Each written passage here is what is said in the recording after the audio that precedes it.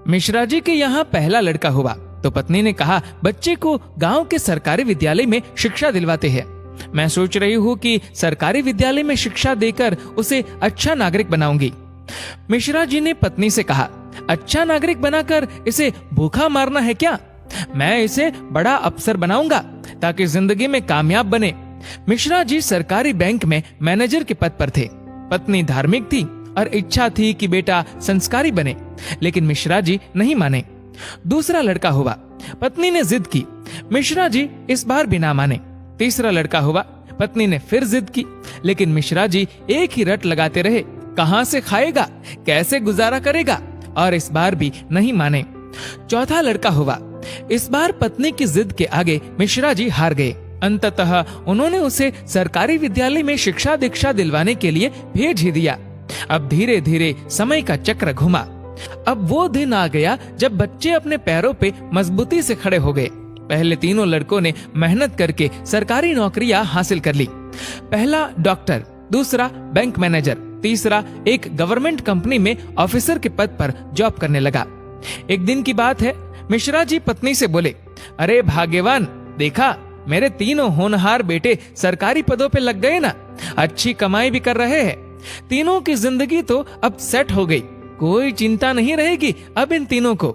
लेकिन अफसोस, मेरा सबसे छोटा बेटा संस्कारी बनकर पासी के विद्यालय में नौकरी कर गांव में ही खेती को संभाल रहा है।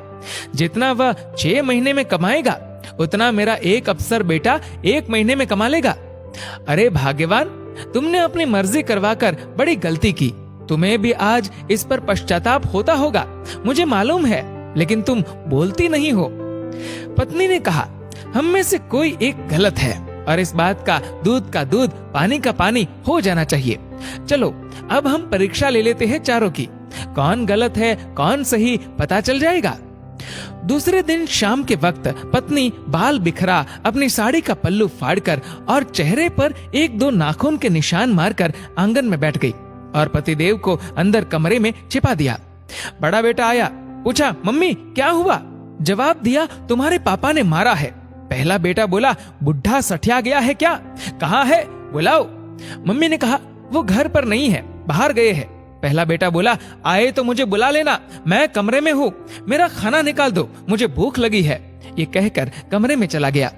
दूसरा बेटा आया, पूछा तो मम्मी ने वही जवाब दिया। दूसरा बेटा बोला, क्या पगला गए हैं इस बुढ़ापे में? उनसे कहना चुपचाप अपनी बची कुची जिंदगी गुजार ले।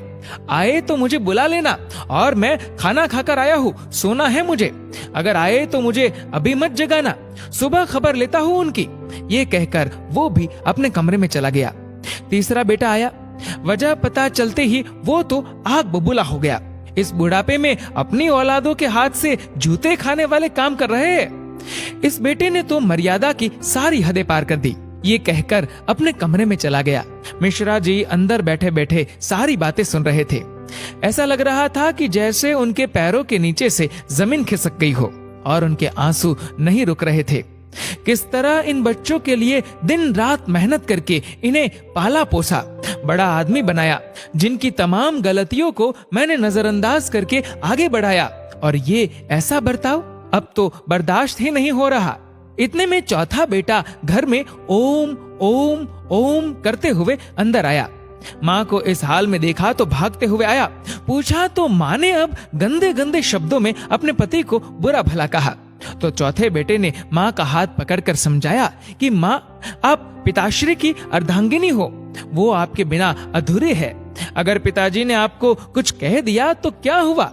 मैंने पिताजी को आज तक आपसे बदतमीजी से बात करते हुए नहीं देखा। वो आपसे हमेशा प्रेम से बातें करते हैं। जिन्होंने इतनी सारी खुशियां दी, आज नाराजगी से पेश आए तो क्या हुआ?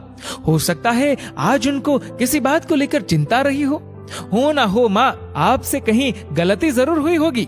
पिताजी आपका कितना ख्याल रखते हैं, याद है ना आपको? 6 साल पहले जब आपका स्वास्थ्य ठीक नहीं था तो पिताजी ने कितने दिनों तक आपकी सेवा की थी। वही भोजन बनाते थे, घर का सारा काम करते थे, कपड़े धोते थे। तब आपने फोन करके मुझे सूचना दी थी कि मैं संसार की सबसे भाग्यशाली औरत हूँ। तुम्हारे पिताजी मेरा बहुत ख्याल रखते हैं।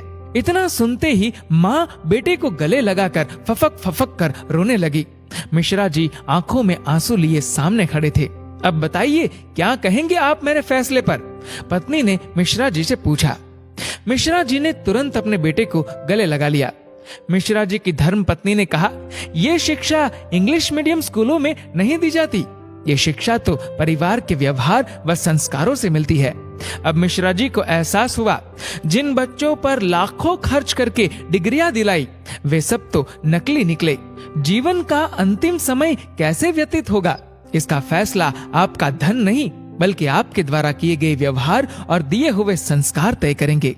दोस्तों, इस वीडियो को लेकर आपकी क्या राय है नीचे कमेंट करके जरूर बताएगा। और अगर आपको वीडियो अच्छा लगा हो तो इस वीडियो को लाइक करेगा, शेयर करेगा ज्यादा से ज्यादा लोगों तक। और ऐसे ही और भी इंस्पिरेशनल वीडियोस के लिए सब्सक्राइब करें हमारे यूट्यूब चैनल को और फेसबुक पर फॉलो करें हमारे पेज को। धन्यवाद।